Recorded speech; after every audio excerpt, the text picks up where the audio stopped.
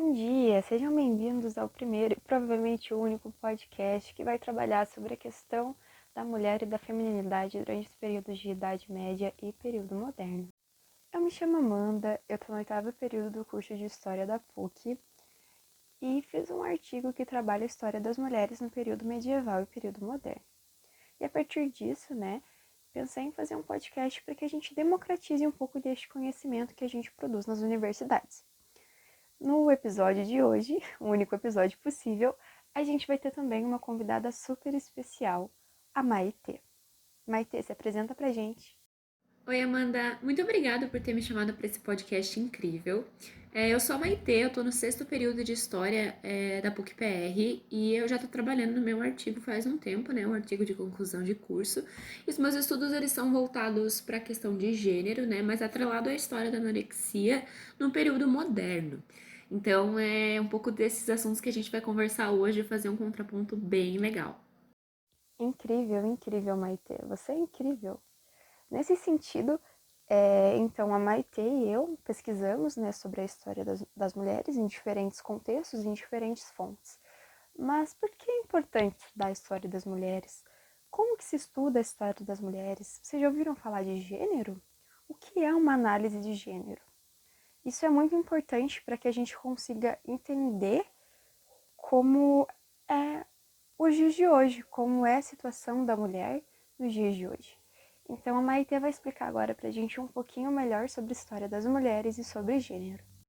Então, a história das mulheres, né, atualmente, ela vai ser esse grande polo de produção intelectual relacionado à pós-modernidade, né?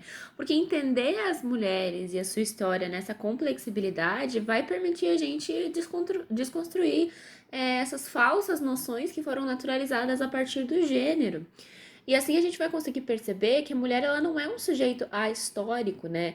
Ela não é inerte a essa história da sociedade, ela sempre esteve ali, ela sempre estava participando, mas como que elas foram descritas? Como que elas foram escritas? E mais interessante, por quem? Né? Todos os registros que a gente vai ter em relação à história das mulheres muitas vezes foram produzidos por homens. E são visões permeadas por toda essa questão do patriarcado e, enfim, dessa visão masculina ao longo de toda a história. Um exemplo que a gente pode ter é a questão do corpo feminino, né? Essa construção no corpo feminino, como um produto de historicidade, né? Ele vai ter algumas representações nas artes e principalmente nos discursos médicos, jurídicos, políticos, filosóficos, religiosos e até jornalísticos, né? E a Michelle Perrot, né, ela vai contrapor esse privado do silêncio do corpo feminino que vai se configurar nesse silêncio de práticas abortivas, abuso sexual, incesto e da violência doméstica, mostrando que esse pudor que é exigido das mulheres e pressuposto nas histórias escritas sobre elas, ele é exigido como uma marca de feminilidade propagada pelo sexo masculino, né? Então, essa ideia da feminilidade, a ideia do sexo frágil, a ideia da fraqueza das mulheres, ela vai vir através das escritas dos homens. Então, esses discursos médicos que vão colocar as doenças atreladas, em grande maioria, ao corpo feminino, como doenças passionais, não dignas de tratamento, ou minimizadas a passionais simplesmente porque a mulher é minimizada, né, ao tempo todo. E esse silêncio oprimente, ele vai ser reforçado por esse discurso médico, jornalístico, enfim, no que vai se referir às mulheres no geral, suas doenças, suas angústias, seu papel na historicidade. E é por isso que a questão da história voltada para o gênero feminino, essa nova história das mulheres, ou a história das mulheres, é, de vez existe um diálogo em chamar a nova história das mulheres ou apenas a história das mulheres porque elas foram escritas por homens, então a gente não sabe até que ponto é realmente uma história das mulheres, né? Então esse movimento de uma história das mulheres escrita por mulheres atualmente é uma coisa maravilhosa, porque ele vai trazer essa questão que foram sempre consideradas, né, de um momento de fora, assim, e sempre restritas a esse papel familiar, a gente vai trazer esses discursos que vão reproduzir essa justificativa natural, né, para colocar uma arbitrária inserção das mulheres no âmbito doméstico e confirmar uma incompatibilidade com a vida pública.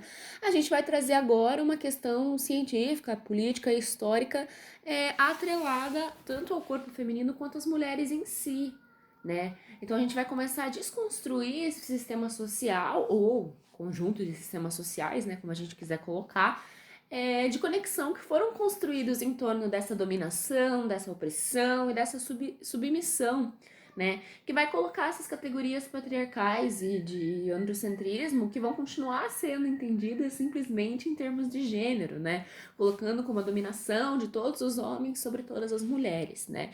E se a gente continuasse nessa linha de confirmar essas dominações e essa questão patriarcal, a gente poderia.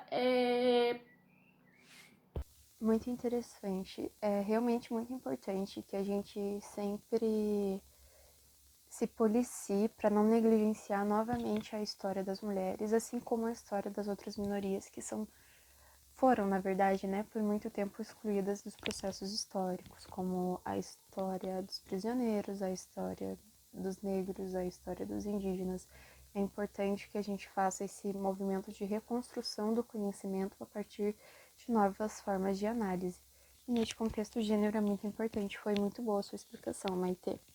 Então, agora que a gente tem toda essa base um pouquinho mais teórica, a gente vai adentrar no conteúdo deste podcast, que é a história das mulheres durante o período medieval e período moderno. A gente vai trabalhar esse período ali de transição destes dois períodos históricos.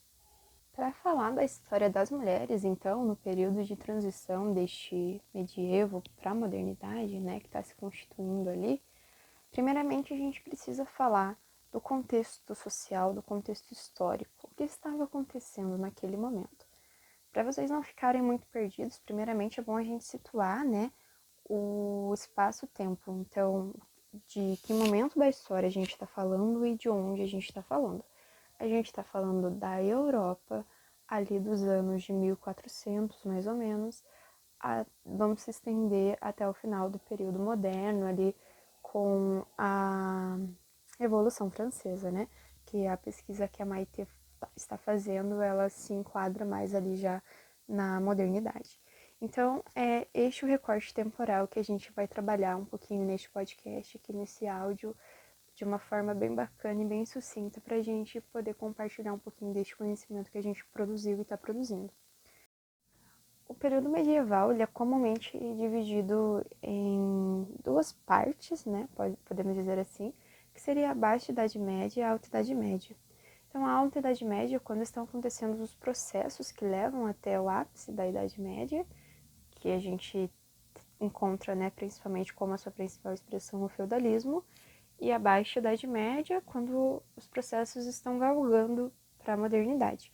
É neste contexto de Baixa Idade Média onde eu realizei a pesquisa sobre as representações da mulher no principal livro da Inquisição, né, das caças bruxas, que vocês já devem ter ouvido falar, né?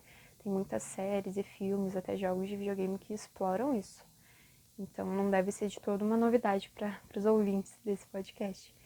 Então, eu trabalhei, né, com Malleus Maleficarum, que foi um dos livros que foram utilizados nos processos inquisitoriais. Então, neste contexto de Baixa Idade Média, a gente está vendo ali um medo generalizado do fim do mundo. Não sei se vocês já estudaram isso, né? Vão estudar, mas no período de Baixa Idade Média a gente tem a peste negra, a gente tem diversas guerras por anexação de fronteira, uma vez que a gente está tendo a constituição desses estados nacionais, né? Que acontece ali no período moderno, esses estados nacionais que futuramente vão dar origem aos países, né, às nações. Então a gente vai ter guerras, a gente vai ter fome, uma fome generalizada, outras doenças, uma vez que naquele momento não existia vacina, então tinha sarampo, difteria, muitas outras doenças que também acabavam acometendo essas pessoas. e cria uma tensão, um medo do fim do mundo muito grande. As ordens mendicantes, né, que eram ordens de, por exemplo, os franciscanos, né, eram ordens de monges, elas atuavam de forma a reforçar essa ideia de medo da morte, de punição, aversão ao pecado. Isso fez que, naquele contexto, se constituísse um medo muito grande do fim do mundo, um medo do apocalipse. Além deste medo muito grande e de forma que a igreja se usava disso para controlar os seus fiéis também, diminuir a quantidade de heréticos, heréticos nesse contexto são as pessoas que não estavam mais dentro do dogma cristão, eles tiveram rupturas com dogmas de forma que não dava mais para reverter ou que faziam cultos a outros deuses. Tudo isso se era nomeado, né, e tratado como heresia. Então, este medo generalizado também era uma forma de controlar os fiéis, a cristandade, e tentar diminuir o número de cultos heréticos e práticas heréticas que estavam se alastrando por toda a Europa. E então, existe uma necessidade de controle por parte da igreja, de uma figura quem culpabilizar por todas essas mazelas sociais, né, por todo este mal que está acontecendo na Europa. E é nesse contexto que a mulher começa a ser culpabilizada. A mulher que ganham representações, né, que vão desembocar na figura dessa bruxa, a bruxa que acontece ali no período moderno.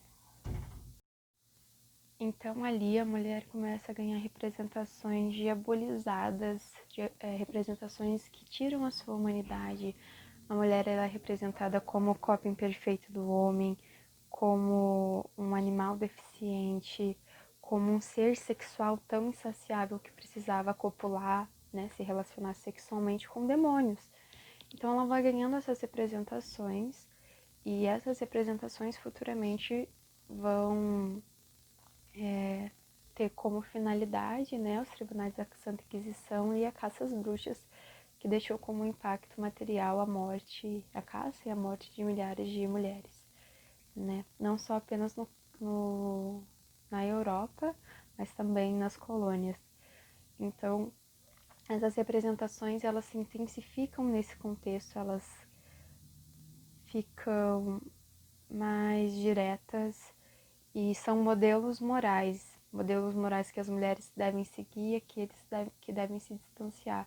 Então, a figura da bruxa, que representa a mulher luxuriosa, a mulher que se relaciona com demônios, a mulher que é a cópia deficiente do homem, ela é a figura da feminilidade, né, que deve ser rechaçada, que deve ser negada, não deve ser seguida. A contrapasso, né, que a figura da mulher santa, da mulher casta, da mulher virgem, ela deve ser seguida, ela deve ser enaltecida, uma vez que o próprio casamento também é uma forma de controle e repressão da mulher, né, e da sexualidade. A mulher que fica no ambiente privado, no ambiente familiar, cuidando da família. Então a gente vai ter essas duas principais representações, tanto no livro do Malhas Maleficaram, quanto em outras fontes daquele período.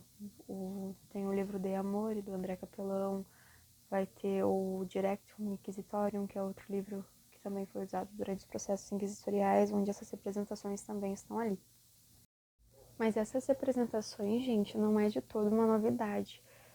Desde quando a gente tem a formação das sociedades no geral e sociedades que se pautam no patriarcado, né? Patriarcado vem do termo pater familias, que era uma forma de organização lá da Grécia, não sei se vocês lembram, lá da Grécia, onde o pater era a figura de maior poder, né? E era um homem. A partir desse patriarcado, desse sistema, a mulher ela é legada a um espaço secundário na história e na própria constituição da sociedade.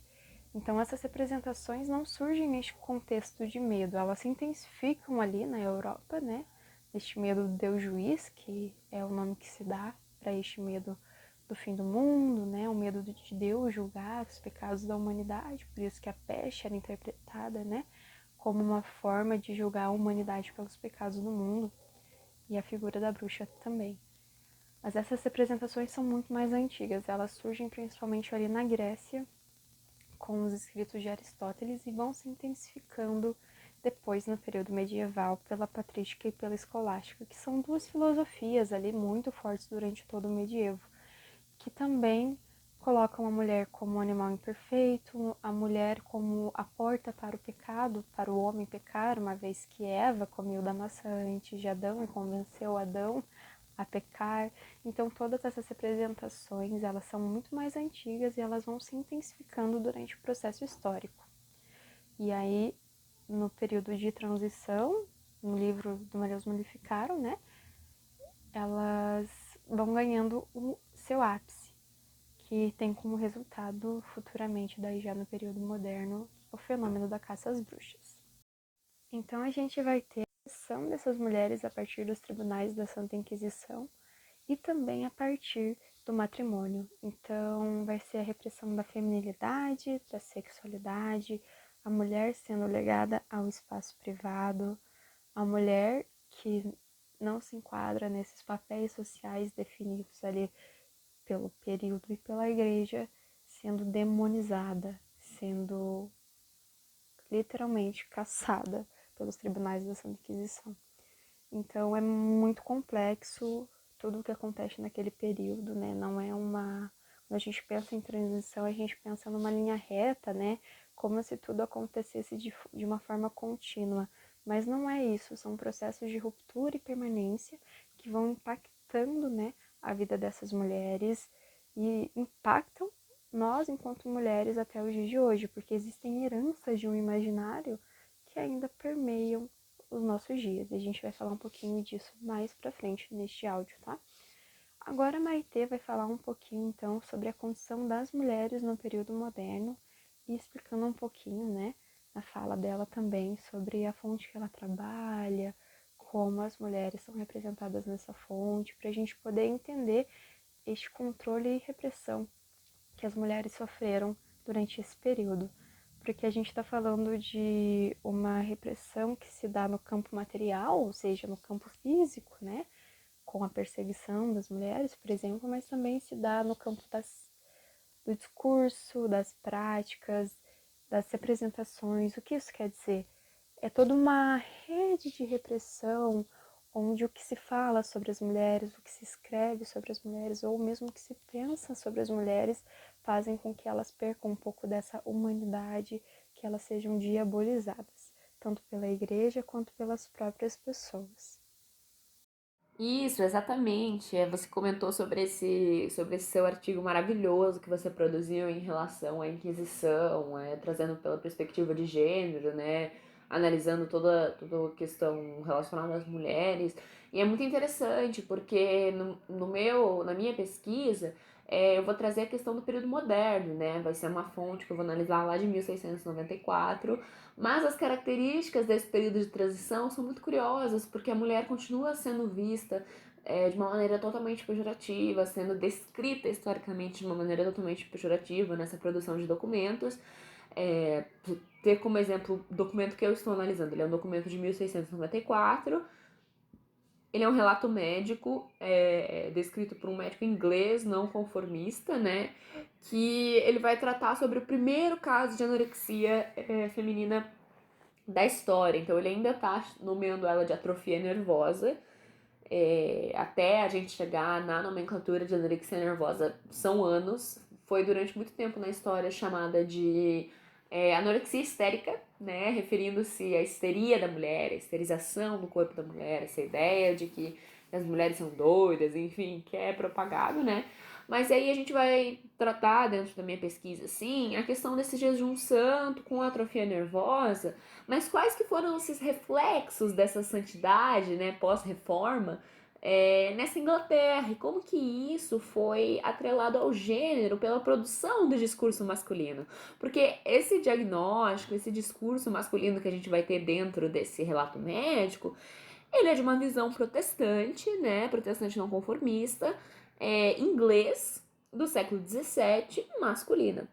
É um homem que está analisando. Inclusive, ele chega a falar nesse relato que é uma doença totalmente passional, que não tem como você tratar dessa maneira profundamente, porque as mulheres são passionais dessa maneira, provavelmente alguma coisa que aconteceu com o espírito dela, por ela não ser pura, né, colocando essa culpa da própria doença, do próprio distúrbio, na mulher, ou na criação, na performance da feminilidade dela, né?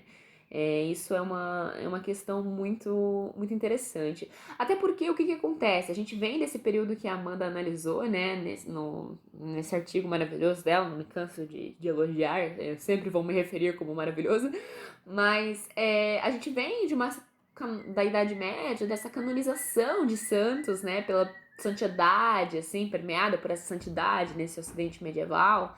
E nesse período, né, o corpo, assim, no geral, mas principalmente o feminino, ele vai ter uma importância significativa, né, para essa perpetuação e simbologia dessa religiosidade, perdão.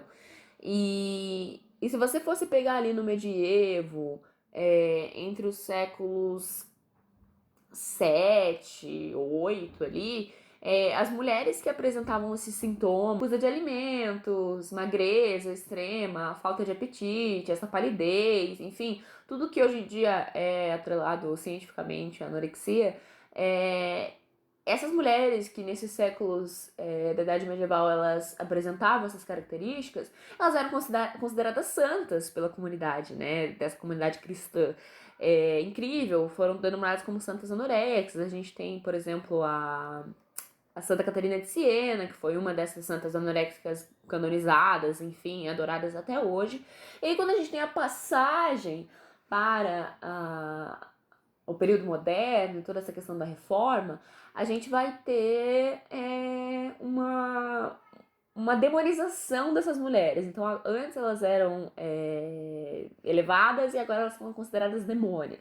E essa questão do demônio, ela vai se perpetuar até os dias de hoje, é a questão da doença passional, e a gente vai indo, e a gente vê isso muito presente na questão do discurso, como eles tratam a mulher, como eles tratam o corpo da mulher, como eles tratam a enfermidade da mulher. É sempre de uma forma pejorativa, é sempre culpando a ela. Se você for pegar alguns livros como A Vida Privada no Brasil, da edição da Colônia, né, acho que a primeira edição, se não me engano, com revisão da Mário Del Priore e tudo mais, eles vão ter um capítulo falando só sobre nascimento, né, no Brasil colônia, e parto, e questão da maternidade. E geralmente tem uma parte que descreve lá que todos os bebês que eles vão nascer com alguma deficiência, enfim, com uma má formação, alguma coisa, a culpada era a mãe. A mãe era sentenciada de uma maneira a pagar pelo seu crime. Ah, o neném nasceu com alguma deficiência, com alguma deformidade. Bacana, foi a mãe que teve um pensamento impuro e isso resultou nesse bebê com essas características, então vamos matar o bebê e a mãe, sabe? Então é uma coisa assim que vai muito longe, que você fica de cara, assim, como acontece. E isso foi escrito como uma história, né?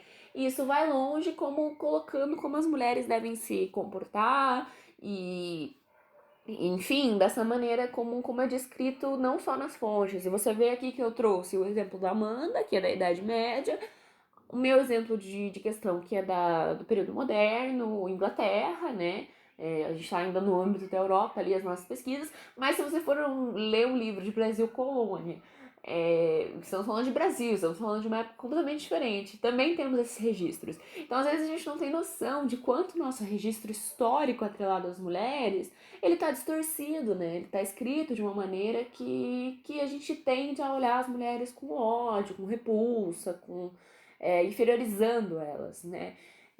Creio que assim é mais isso que eu tenho para falar nesse sentido. Muito triste e muito pertinente, Maite, todas as suas colocações referente à mulher no período moderno. Claro que no período moderno a gente vai ter o Renascimento, a gente vai ter o humanismo, que são movimentos onde as mulheres ganham cada vez um pouquinho mais de espaço. A gente vai ter escritoras mulheres, mulheres que vão ocupar lugares de poder ao lado de homens, e isso é muito importante para a história das mulheres no geral, para que as mulheres cada vez comecem a ocupar os seus lugares de equidade junto aos homens. Então é importante também pensar que não é apenas coisas ruins que acontecem, né? neste período moderno, nem no período medieval, naquele período que a gente falou um pouquinho ali atrás, né? Na Baixa Idade Média também vai ter a formação das universidades, a formação dos burgos, a volta do comércio. Então, é um processo, como a gente disse já, né? De rupturas e permanências. Nem tudo... Também não cabe a gente dizer o que é bom e o que é ruim, mas pensando de uma forma de um desenvolvimento da sociedade atual, dos dias de hoje, são processos que foram muito importantes para a nossa Constituição enquanto sociedade moderna, né, nos dias de hoje.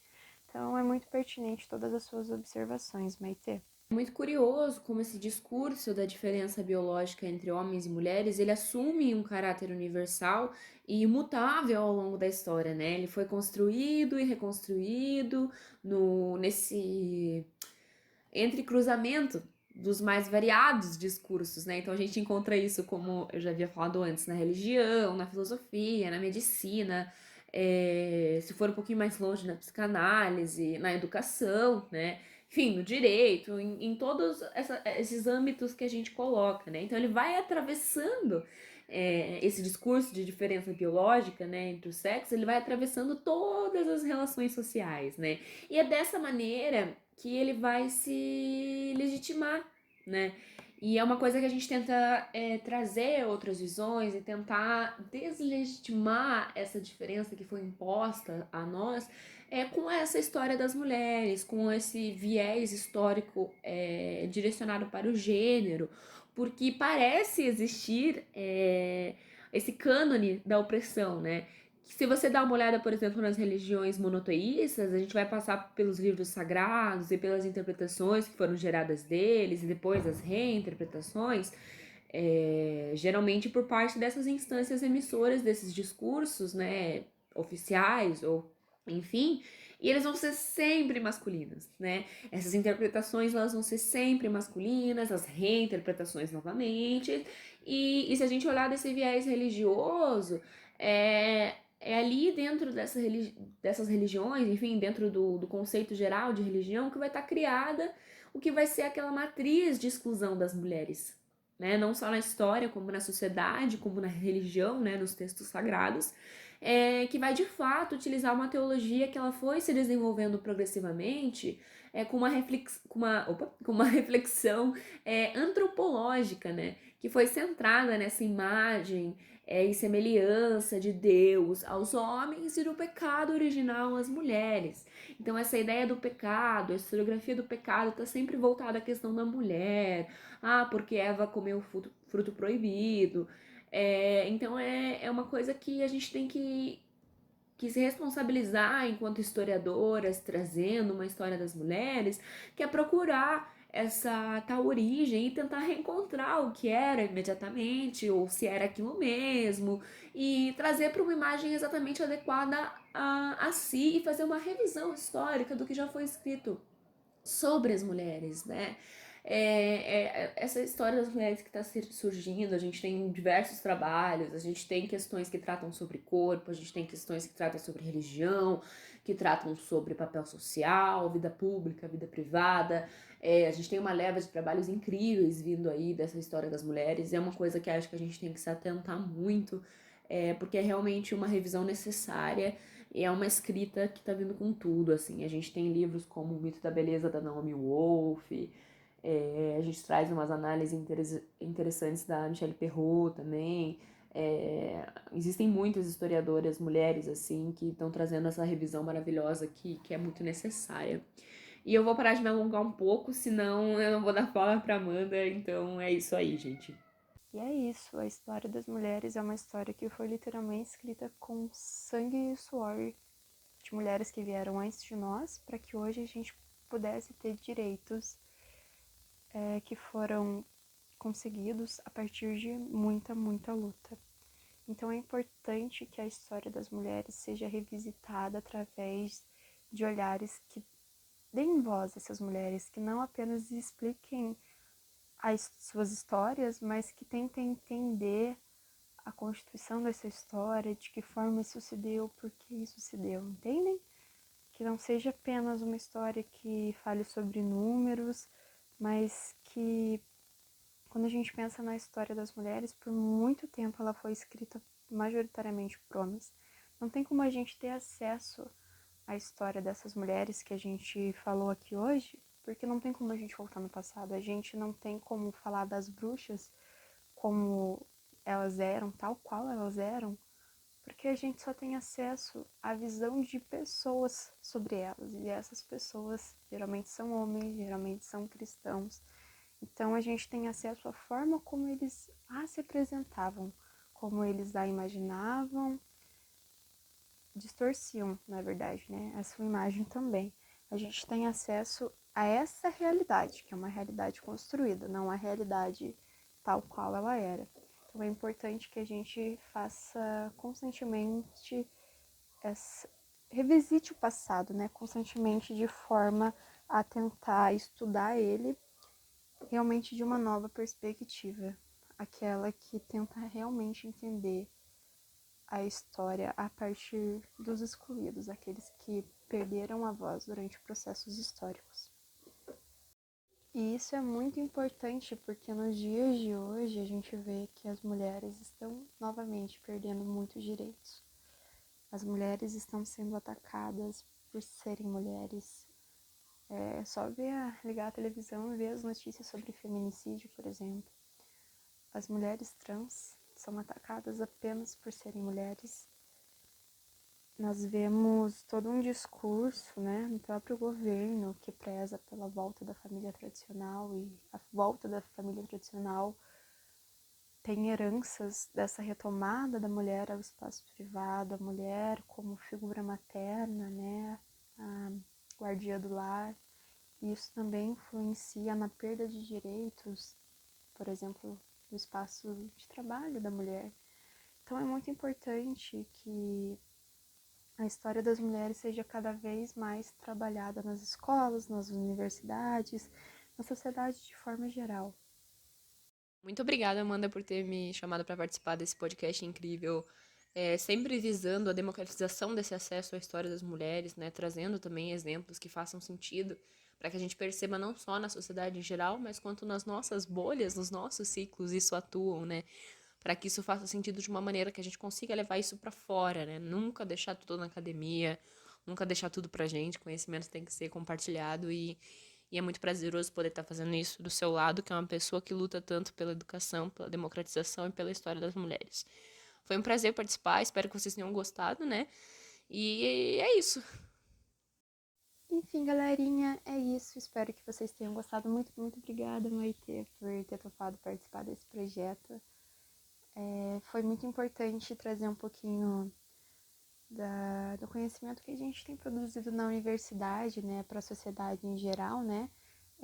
Extensão é isso, não é apenas produção do conhecimento, mas democratizar, fazer com que isso chegue a outras camadas sociais que não a nossa bolha, né? Então, muito obrigada por ter aceitado esse convite. Espero que vocês tenham gostado do áudio deste podcast único e especial que foi produzido para vocês, que tenha sido um pouco elucidador, né? Ou seja, que tenha trazido mais clareza aos processos históricos no que diz respeito à história das mulheres e aos períodos que a gente apresentou aqui, mas que também façam vocês olharem com um certo carinho, um olhar diferenciado para as mulheres e para a luta das mulheres, para as lutas feministas que acontecem nos dias de hoje, que são tão importantes para a conquista e preservação dos direitos das mulheres. E obrigada pela atenção, espero que vocês tenham gostado. Tchau!